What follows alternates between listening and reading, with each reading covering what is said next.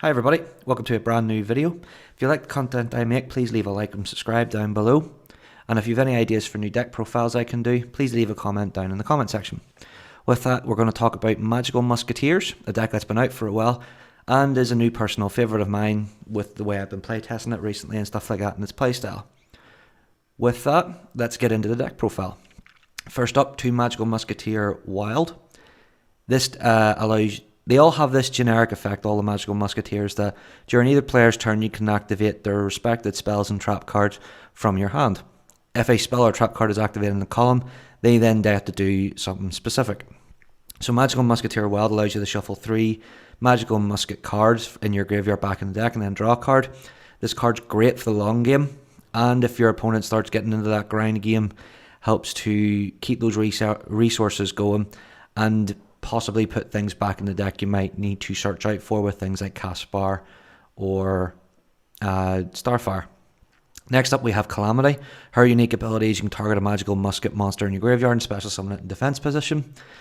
Again, if you get into the grinding game, this helps bring key resources back that you might need to help look for key combo pieces, like for example special summoning out a Caspar to help search out something that you might need, or even get a Starfire out to get a specific magical musket out from the deck. Overall, you want to run no more than 2 of these, both Wild and Calamity, because your main 3 ofs will be cards like Starfire and Caspar. That being said, Magical Musketeer Starfire has the ability, if a spell trap is activated in the same column, special summon a level 4 or lower Magical Musket monster from your deck in defense position. This card's great. It's a great starter card, and it's one of the only 2 that you run 3 of, because you want to see either that or Caspar in your opening hand to help you search out the key card that you might need to get your deck really going. Next up, we run 2 Magical Musketeer Kid Brave. This card has the ability of discarding a Magical Musket card to draw 2 cards. This is to help with hand fixing. This is the card I debate whether to run 2 or 3 of. I run 2 of it just because if your opponent's able to get rid of one of them, you've got a spare one in your deck or in your graveyard to get it back out again. Next up, 2 Magical Musketeer Dock. This helps get Magical Musket cards from your graveyard back to your hand again, but it can't be the same card that you've activated in that column.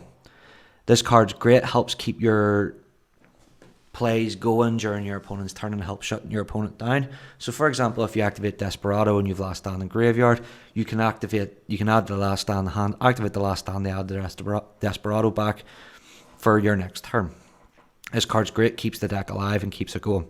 Next up, the final Magical Musketeer main deck monster, Magical Musketeer Caspar.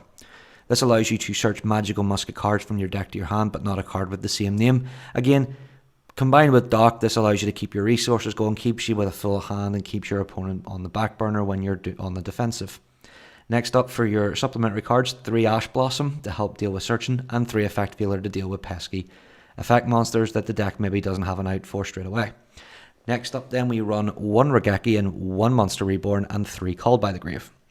These cards are just to help deal with the problem cards. If you're going second, Regeki can help deal with the board state, Monster Reborn to get a Magical Musket possibly out of your graveyard that you might need, and 3 Called by the Grave to deal with graveyard effect cards or hand traps. Next up, the Magical Musket spell cards. We have 3 Steady Hands, which doubles the attack of the Magical Musket that you target with, but it can't direct attack this turn. And then finally, 3 Cross Domination.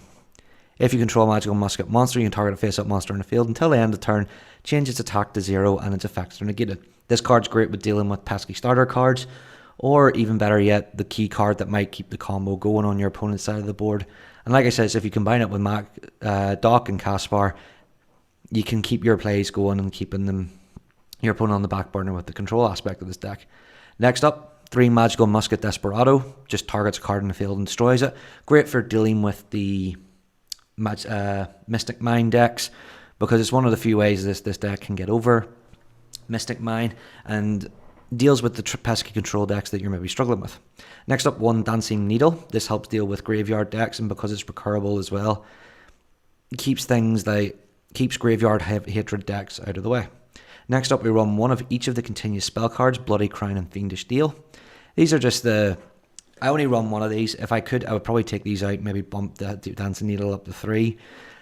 They're situational, they're okay, they don't really help the deck out too much, but they do help in their own weird way, which is why I only run with 1.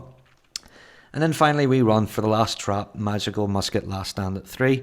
Spell and trap negation. Again, helps deal with the decks that rely on their spell cards to interfere with the board state and can get over things like Lightning Storm. With that, we're moving on to the extra deck. 3 Magical Musketeer max. If it's linked summoned, activate one of these effects. Add spells or Magical Musket spells or traps with different names from your deck to your hand up to the number of monsters you control. And then vice versa, if your opponent has a lot of spells and traps, you can special summon Magical Musket monsters with different names from your deck. You can only activate one of these effects per turn, and also has the Magical Musket effect of activating spells or traps from the hand. This is a great card, going second, helps you to get your resources that you might need, and also get the monsters you may be out from the deck that you might need, especially if your opponent doesn't have an answer. You basically flood your board and control the board that way. Next up, we run the Nightmare package to deal with specific cards that we might need: Unicorn, Phoenix, Cerberus, and Griffin. A Borreload Dragon and a Topologic Bomber Dragon. These are to help, again, with the control aspect, remove pesky threats, or keep the board state in a specific state of control. 1 Castell, 1 Baguska, 1 Tornado Dragon, and a Utopia Lightning package. Overall, I think this deck has definitely tier 2 potential. If I were to change anything, I might put the Utopia double package in, but overall this deck has great potential as it already stands without the Utopia double package. And also it takes a slot out for, say, double or nothing that you might need to use for some of your other Magical Musket cards or control cards. With that, guys, I'm going to move on to the deck replays. I'll show a